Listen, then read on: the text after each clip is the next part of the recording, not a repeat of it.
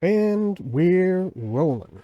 Let's talk a little bit about light, but but not like that. There we go. That's a bit better, don't you think? So this is a normal studio setup that I have, and I have two cameras this time instead of the usual one. We have the Sony FDR AX100 right here. That's a 4K video camera that I use in the field a lot. And over here we have an LG V20 coming into OBS via IP webcam. And I like IP webcam because it gives you a few manual controls, at least. And being an old camera guy, I'm addicted to manual controls. I have a problem. So currently I have three lights set up. I have a key light, that's the main light. I have a hair light or a highlight light, and I have something filling out the background right there, which is obviously blue.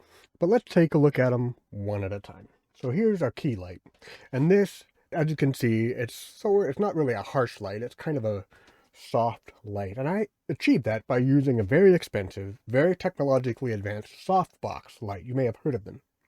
I'm kidding. It's a work light with an LED in it. I do, however, have a diffusion layer, a very sophisticated, fancy. I'm kidding. It's a Kleenex. Literally, it's a Kleenex taped over a work light. Now the bulb is a Hue Phillips, Phillips Hue, and I know those are more expensive, and you need a hub, and it's not really what I would recommend. But in my defense, I bought them before there were a whole lot of other options around, so I use them.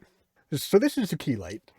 And you could stream this way easily. I could record this way. This would be an acceptable light. It isn't, however, great because you see how the background and I just sort of meld together here along the edges? That's what a highlight is for, or a hair light. And that just kind of gives you a little separation along the hair and along the side that the light is coming from. It's also a work light, and I don't have any diffusion on it, but you can see I have a paper bag keeping it from lighting up this part of the wall over here. Because I want to maintain this dark background if I want the dark background.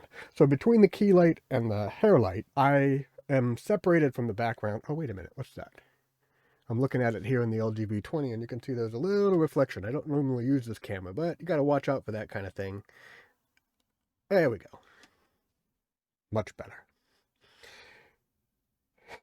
If you only have two lights, this is an acceptable way to do it. But if you don't want that dark background, or some of the problems that come with dark backgrounds, which you might be able to see on this camera, then you might want to use what I've seen a lot recently, and that is a colored background. The colored background is still kind of dark, it can still have some issues, and particularly compression issues. OBS, which I'm recording through, and cheaper webcams, they all tend to have a little bit of trouble with the low end meaning the black and dark parts of an image, compared to a professional camera.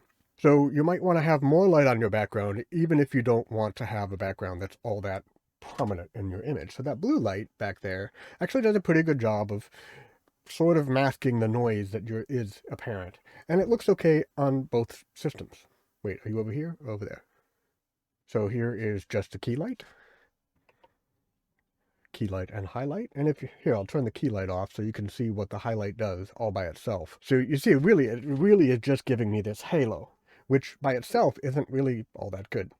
But combined with the key light, it works pretty well. So here's the blue background without the hair light. So this is a two light system.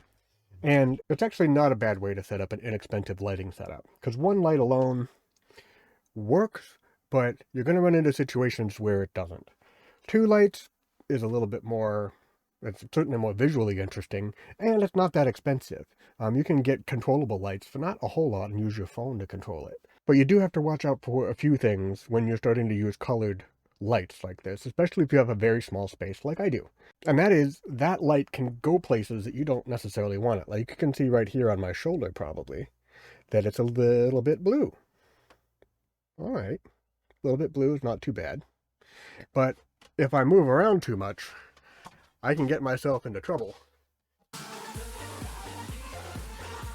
So that's a quick look at the lighting of a simple 1, 2, or 3 lighting system on both a webcam and on a pretty good camera.